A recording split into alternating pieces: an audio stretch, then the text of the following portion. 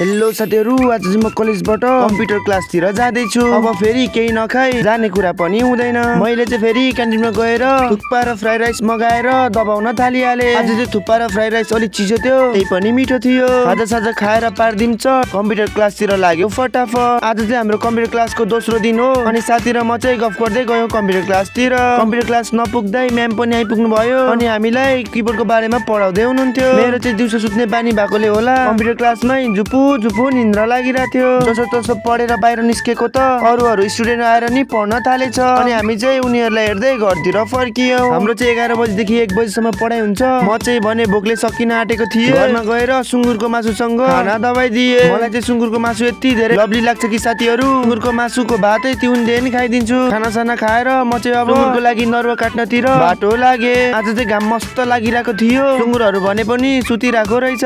सुत पछि मैले खाने हो भन्दै म चाहिँ नरुवा काट्नतिर लागे। यसरी नरुवाहरू कहिले काटेको थिएन, तर काट्नु भने चाहिँ मजा आइरहेको थियो। तातो घाममा ढाड पनि तात्यो, नरुवा नि काटिसके। नरुवालाई काटेर अङ्गालोमा बेरेर लिएर आएको कस्तो मजा आउँदो रहेछ भने। अनि उता गएर सुँगुरको बच्चालाई नरुवा पनि हालिदिए। म कहिले खोरतिर नगएर होला सुँगुरको बच्चाहरू चाहिँ भने मसँग डढाउँदै थियो। अब चाहिँ म नरुवा हालेर घरतिर फर्किए। मेरो युट्युबमा चाहिँ 200 सब्सक्राइबर्स पुग्न आँटेको छ।